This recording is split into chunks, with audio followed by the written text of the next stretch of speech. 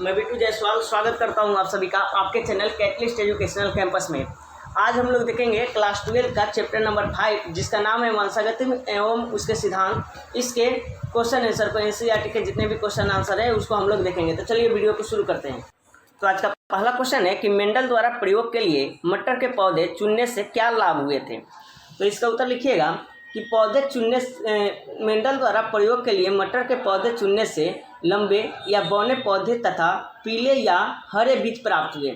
इसके कारण उसे वंशागति नियमों की आधारभूत ढांचा तैयार करने में सहायता मिली। ठीक है, तो इसीलिए मटर के पौधे चुने थे। अगला क्वेश्चन है कि नियम में भेद करना है कि निम्न में भेद करना है प्रभाविता एवं अप्रभाविता में, समिगमजी एवं विषमयुग्मजी में और एक संकर और द्विसंकर में। तो इसका उत्तर लिखिएगा। सबसे पहले प्रभाविता और अप्रभाविता में अंतर लिखिएगा कि F1 जो है F1 सब विषमयुग्मजी कैपिटल टी स्मॉल टी का फिनोटाइप दिखने में बिल्कुल कैपिटल टी या जनक के समान होता है। इसलिए उसने प्रस्ताव किया कि असमान कारकों को जोड़ों में से कोई एक दूसरे के ऊपर प्रभावी हो जाता है, जैसा कि F1 में इसे प्रभावी कहा गया, दूसरे को अप्रभावी नाम दिया गया। अप्रभावी में कैपिटल टी यानी लंबाई के कारक होती है और स्मॉल टी बौनेपन का कारक होती है के ऊपर प्रभावी हो जाता है। अगला है अंतर समयुग्मजी और विषमयुग्मजी में अंतर लिखना है। तो इसका उत्तर लिखिएगा कि मटर की लंबी या बौनी प्रजाति में अलील जोड़ा में यानी समयुग्मजी यानी होमोजाइगस क्रमशः कैपिटल टी या स्मॉल टी होगा। दूसरे शब्दों में कहे तो समयुग्मजी मामलों में अलील समान हो सकते हैं, जैसे कैपिटल टी स्मॉल टी और विषमयुग्मजी मामलों में असमान हो जा सकते हैं, जैसे कैपिटल टी और स्मॉल टी। ठीक है, अगला क्वेश्चन है आपको बताना है एक संकर और द्विसंकर में अंतर। तो इसका उत्तर लिखिएगा एक कारक जैसे कि ऊंचाई को नियंत्रित करने वाले जीन को एकल संकर यानी मोनोहाइब्रिड कहा जाता है, और कैपिटल टी और स्मॉल टी के बीच क्रॉस जो है यानी संकरण को जिसमें एक से अधिक कारक नियंत्रित होते हैं उसे द्विसंकर कहा जाता है।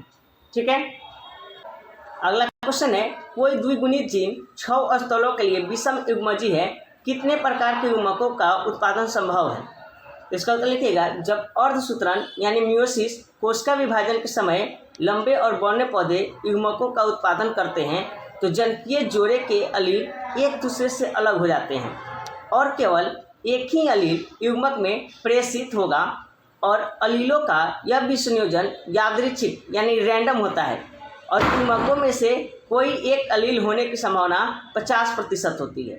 ठीक है, अगला क्वेश्चन है कि एक संकर क्रॉस का प्रयोग करते हुए प्रभाविता के नियम की व्याख्या कीजिए। तो इसका उत्तर लिखना है कि एक संकरण प्रयोग के अपने प्रक्षेपणों को आधार बनाकर मेंडल ने इनकी वंशागति संबंधी अपनी समझ के सारे रूप में 2 समान नियम प्रस्तावित किया। उनमें से एक नियम है प्रभाविता के नियम यानी लॉ ऑफ डोमिनेंस, और प्रभाविता के नियम के अनुसार जो है कुछ लक्षण का निर्धारण कारक नामक विविक्त यानी डिस्क्रीट इकाइयों द्वारा होता है। कारक हमेशा जोड़े में होते हैं और यदि कारक जोड़े के 2 सदस्य असमान हो तो इनमें से एक कारक दूसरे कारक पर प्रभावी हो जाता है, अर्थात एक प्रभावी और एक जो है अप्रभावी होता है। उसके बाद F1 में केवल एक जनक का लक्षण प्रकट होना तथा F2 में दोनों जनकों का लक्षण प्रकट होना प्रभाविता के नियम के द्वारा समझा जा सकता है। इससे यह भी स्पष्ट होता है कि F2 में 3:1 का अनुपात क्यों पाया जाता है। ठीक है, अगला क्वेश्चन है कि परीक्षार्थ संकरण की परिभाषा लिखें और चित्र बनाइए। इसका उत्तर लिखिएगा F2 के लंबे पौधे के जीनोटाइप निर्धारण के लिए मेंडल ने F2 के लंबे पौधे का बौने पौधे से संकरण किया। इसे उन्होंने परीक्षार्थ संकरण नाम दिया और इसका क्रॉस करवा के आप लोग इसका फोटो बना लीजिए, यानी कैपिटल वाई स्मॉल वाई और कैपिटल वाई से संकरण करने पर ये रिजल्ट मिलेगा और दूसरा परीक्षा संकरण में ये रिजल्ट मिलेगा। ठीक है, बना लीजिए आप लोग इसको स्क्रीनशॉट लेके। अगला क्वेश्चन है कि पीले बीज वाले लंबे पौधे यानी कैपिटल वाई स्मॉल वाई तथा कैपिटल टी स्मॉल टी का संकरण हरे बीज वाले लंबे पौधे यानी small Y capital T small T पौधे से कराने पर निम्न में से किस प्रकार की फिनोटाइप संतति की आशा की जा सकती है? आपका ऑप्शन है लंबे हरे और बौने हरे ऑप्शन में। तो यहाँ पे पहला है, यहाँ पर लिखिएगा कि पीले बीज वाले लंबे पौधे यानी capital Y capital T small T का संकरण हरे बीज वाले लंबे यानी small Y capital T small T पौधे से करने पर निम्न फिनोटाइप संतति की आशा की जा सकती है। सबसे पहले माता पिता पौधे के जीनोटाइप को हम इस प्रकार से भी लिख सकते हैं कि कैपिटल टी कैपिटल वाई एम स्मॉल टी एम स्मॉल वाई युग्मक कैपिटल टी स्मॉल वाई और टी स्मॉल वाई निषेचन करने पर capital T capital Y small Y संतति उत्पन्न करते हैं। हरे पर पीला रंग निश्चित होता है और बौने पर लंबा आकार जो है निश्चित होता है यानी प्रभावी होता है। और इसका जो है आपका कैपिटल टी कैपिटल वाई तथा स्मॉल टी और स्मॉल वाई का संकलन करने पर आपका रिजल्ट जो मिलेगा कैपिटल टी स्मॉल टी और कैपिटल वाई स्मॉल वाई मिलेगा। ठीक है, तो नेक्स्ट क्वेश्चन पर देखते हैं। तो आपका नेक्स्ट क्वेश्चन है कि दो विषम युग्मजीव जनकों को क्रॉस यानी नर है और मादा जो है, यहाँ पे सिंबल आप लोग बना लीजिएगा। नर है तो यहाँ पे नर का सिंबल और मादा का है तो मादा का सिंबल बना लीजिएगा। यहाँ पे किया गया तो मान लें कि दो स्थल लोकाई संलग्न है तो द्विसंकर क्रॉस में F1 पीढ़ी की फिनोटाइप के लक्षणों का वितरण क्या होगा? तो इसका उत्तर लिखिएगा पीढ़ी के नर यानी पराग और मादा यानी कहने का मतलब अंडा के घोतन के लिए क्रमशः नर और मादा के प्रतीकों को काम में लाया गया है। प्रतीक आपको बता दिए साइन। और लिंग संलग्न जीनों के अध्ययन के लिए मॉर्गन ने ड्रोसोफिला में कई द्विसंकर क्रॉस किए। मॉर्गन ने पीले शरीर और श्वेत आँख वाली मक्खियों का संकरण भूरे शरीर और लाल आंखों वाली मक्खियों के साथ किया और संततियों को आपस में क्रॉस करवाया। उसने देखा कि ये दो जीन जोड़ी एक दूसरे से स्वतंत्र विसंयोजित नहीं हुई और F2 का अनुपात 9:3:1 से काफ़ी भिन्न मिला। ठीक है, नेक्स्ट क्वेश्चन है कि अनुवांशिकी में TH मॉर्गन के योगदान को संक्षेप में उल्लेख करें। तो इसका उत्तर लिखिएगा अनुवांशिकी TH मॉर्गन का योगदान संक्षेप में सबसे पहले है लिंक्ड जीन की खोज। लिंक्ड जीन की खोज कौन किया था? तो मॉर्गन ने यह सिद्ध किया कि कुछ जीन एक साथ वंशानुगत होते हैं क्योंकि वे एक ही गुणसूत्र पर स्थित होते हैं। इसे जीन लिंकेज कहा जाता है। और बात करें क्रॉसिंग ओवर का प्रमाण के लिए तो उन्होंने बताया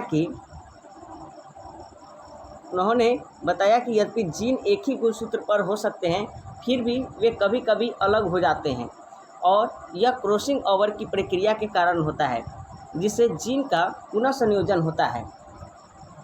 ड्रोसोफिला मक्खी का प्रयोग क्यों किया गया? तो उन्होंने ड्रोसोफिला मेलानोगेस्टर का प्रयोग अनुवांशिकी अध्ययन के लिए किया जिससे जीन गुणसूत्र और लिंग से जुड़े लक्षणों की समझ बढ़ी। इस प्रयोग को अनुवांशिकी में एक ऐतिहासिक मील का पत्थर माना जाता है। जीन जो है गुणसूत्रों पर स्थित होते हैं। अगला जो थ्योरी है वह है कि जीन क्रोमोसोम थ्योरी। तो मॉर्गन ने यह सिद्ध किया कि जीन गुणसूत्रों पर स्थित होते हैं और यही गुणसूत्र विकास के दौरान लक्षणों को संतति तक पहुंचाते हैं। लिंग से संबंधित लक्षणों की व्याख्या की बात किया जाए तो उन्होंने यहाँ पे सब स्टार लगाते हुए चले गए जहाँ पे आपका टॉपिक है। उन्होंने यह भी स्पष्ट किया कि कुछ लक्षण लिंग से संबंधित यानी सेक्स लिंक्ड होते हैं जैसे लाल और सफ़ेद आँखों का रंग ड्रोसोफिला मक्खी में। अगला प्रश्न है वंशावली विश्लेषण क्या है? यह विश्लेषण किस प्रकार उपयोगी है? तो इसका उत्तर लिखिएगा मेंडल के कार्य की पुनः खोज के बाद मानव के लक्षणों के प्रतिरूपों की वंशागति के विश्लेषण की बात शुरू हुई। यह स्पष्ट है कि मटर के पौधे और अन्य जीवों में किए गए तुलनात्मक संकर प्रयोग मानव में संभव नहीं है। इसलिए यही विकल्प रह जाता है कि विशेष लक्षण की वंशागति के संबंध नहीं है। इसलिए विकल्प रह जाता है कि विशेष लक्षण की वंशागति के संबंध में वंश के इतिहास का अध्ययन किया जाए। कई पीढ़ियों तक जारी लक्षणों के ऐसे विश्लेषण को वंशावली विश्लेषण कहते हैं। इस प्रक्रिया में वंश वृक्ष यानी फैमिली ट्री में एक विशेष लक्षण का पीढ़ी दर पीढ़ी विश्लेषण किया जाता है। मानव अनुवांशिकी में वंशावली अध्ययन एक महत्वपूर्ण उपकरण होता है जिसका उपयोग विशेष लक्षण, असामान्यता या रोग को पता लगाने में किया जाता है। अगला प्रश्न है, मानव में लिंग निर्धारण कैसे होता है? इसका उत्तर लिखिएगा, मानव का लिंग निर्धारण XY प्रकार का होता है। कुल 23 जोड़े क्रोमोसोम में से 22 जोड़े नर और मादा में बिल्कुल एक जैसे होते हैं। 22 जोड़े नर में और 22 जोड़ी मतलब मादा में बिल्कुल एक जैसे होते हैं। इन्हें हम लोग अलिंग क्रोमोसोम कहते हैं। मादा में X क्रोमोसोम का एक जोड़ा भी होता है और नर में X के अतिरिक्त एक क्रोमोसोम Y भी होता है। और जो नर लक्षण का निर्धारक होता है, Y जो है नर लक्षणों का निर्धारक होता है। नर में शुक्र जनन के समय 2 प्रकार के युग्मक बनते हैं। कुल उत्पन्न शुक्राणु संख्या का 50% X युक्त होता है और शेष 50% Y युक्त होता है। इसके साथ अलिंग क्रोमोसोम तो होते ही हैं। मादा में केवल एक ही प्रकार का युग्मक बनते हैं जिसमें X क्रोमोसोम होता है। अंडाणु के X या Y धारी क्रोमोसोम से निषेचित होने की प्रायिकता जो है बराबर रहती है। यदि अंडाणु का निषेचन X धारू शुक्राणु से हो गया तो युग्मनज यानी जाइगोट मादा में XX में परिवर्तित हो जाता है। इसके विपरीत अगर Y क्रोमोसोम धारी शुक्राणु से निषेचन होने पर नर संतति जन्म लेता है। स्पष्ट है कि शुक्राणु की आनुवंशिक संरचना ही शिशु के लिंग निर्धारण का कार्य करती है। अगला प्रश्न है, शिशु का रुधिर वर्ग O है और पिता का शिशु का रुधिर वर्ग O है, यानी कहने का मतलब एलील क्या बनेगा यहाँ पे स्मॉल आई और पिता का रुधिर वर्ग A है। तो यहाँ पे एक चीज़ क्लियर है कि यहाँ पे अगर A रहता तो IA तो कभी हो नहीं सकता है। चलिए ये भी हो सकता है कि IA यहाँ पे पिता का हो सकता है, या ये भी हो सकता है I हो सकता है, क्योंकि यहाँ पे बच्चे में जब आया हुआ है तो बच्चे में दोनों में I ही आएगा। नर से भी यानी पिता से भी I आना चाहिए और माता के भी अगर B है ब्लड ग्रुप यानी I आना चाहिए। या तो ये आप सोच रहे हैं कि अगर इसमें तो IB हो सकता है, यानी कहने का मतलब IB हो सकता है।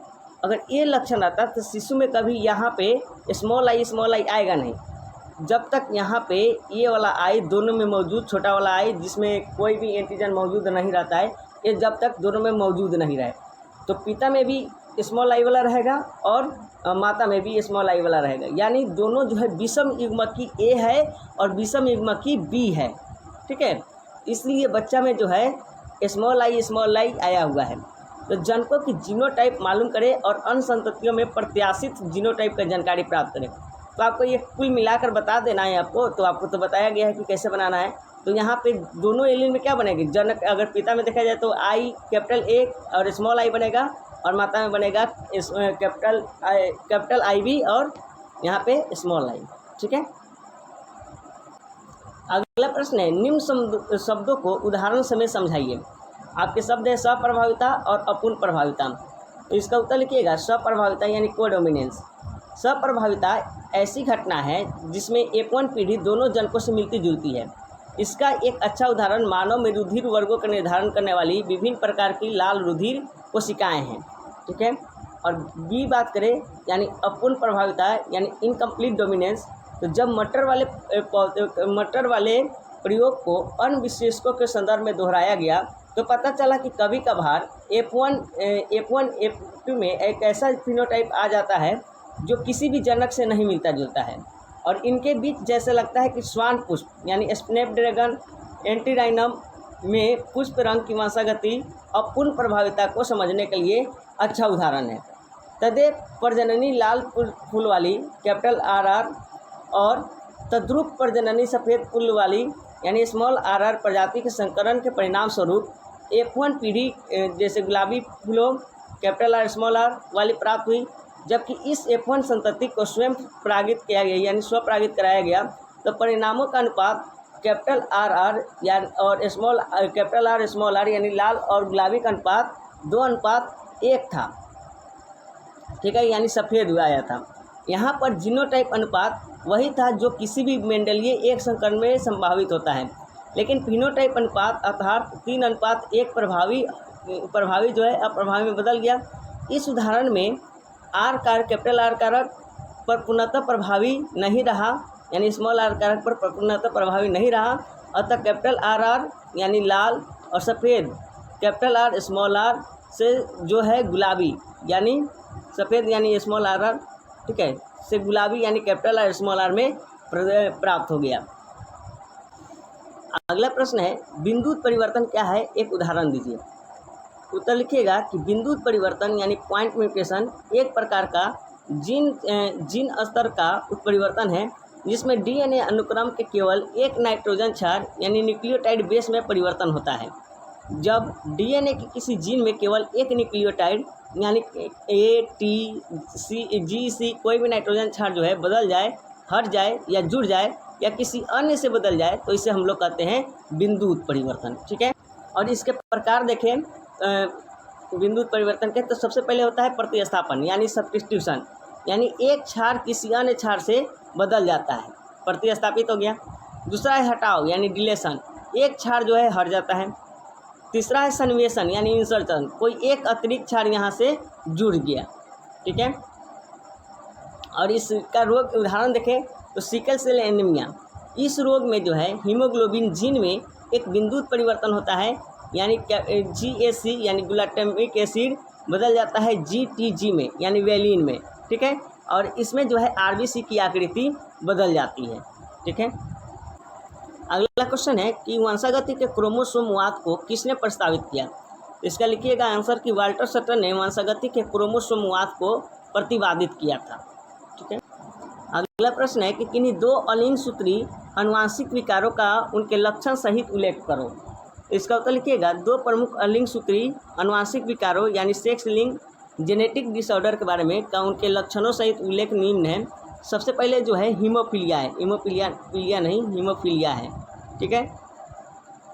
इसका अगर प्रकार देखें तो एक्स गुणसूत्र से जुड़ा पुनरावृत्ति विकार यानी रिसेसिव डिसऑर्डर अधिक प्रभाव पुरुषों में क्योंकि उनके पास एक ही गुणसूत्र होता है। और इसका लक्षण अगर बात करे जाए तो इसमें जो है मामूली चोट लगने पर भी अत्यधिक रक्तस्राव होना, रक्त का थक्का न जमना, ये सब लक्षण है। यहाँ पे आप लोग स्टार बना के लिखिएगा। तीसरा कि जोड़ों और मांसपेशियों में अंदरूनी रक्तस्राव, सूजन और दर्द भी रहता है और कभी कभी जो है जीवन के लिए खतरा बन सकता है। क्या हीमोफीलिया जो कि ज़्यादातर होता है एक्स गुणसूत्र में जुड़ा पुनरावृत्ति विकार और जो होता है ज़्यादा पुरुष में। और इसे जो है राजाओं का रोग कहा जाता है। क्यों रॉयल डिजीज भी कहा जाता है? क्योंकि यह जो है ब्रिटिश राजघराने में यानी ब्रिटिश का जो राजघराना था, राज परिवार था, वहाँ तक पाया गया, इसलिए इसको कहा जाता है राजाओं का रोग, रॉयल डिजीज। और दूसरा अगर उदाहरण बात किया जाए तो वह है वर्णांधता यानी कलर ब्लाइंडनेस। यह जो है ये भी प्रकार एक्स गुणसूत्र से जुड़ा पुनरावृत्ति विकार है और अधिक प्रभाव जो है ये किसमें दिखाई देता है? पुरुषों में सामान्यतः यह पाया जाता है। और इसका लक्षण की बात करें तो कुछ रंगों विशेष रूप से लाल और हरे में अंतर न कर पाता है और रंग पहचानने की क्षमता में कमी रहता है और समान दृष्टि बनी रहती है लेकिन रंगों में भ्रम रहता है। और यह इसके बारे में बात किया जाए तो यह रोग जीवन के लिए खतरनाक नहीं होता, परंतु कुछ व्यवसाय जैसे कि ड्राइविंग में, पायलटिंग में समस्या पैदा कर सकता है। मान के चलिए कि यहाँ पे कैसे कि ड्राइविंग में है कि कोई भी ट्रैफिक वाला रूल है तो वहाँ पे लाल और हरा में खास करके इसको कन्फ्यूजन है। लाल दोनों या लाल और हरा दोनों इसको लाल ही दिखाई देगा, या हो सकता है कि लाल हरा दिखाई दे और हरा लाल दिखाई दे, ये भी हो सकता है। तो ये सब में इनको नौकरी में दिक्कत होता है।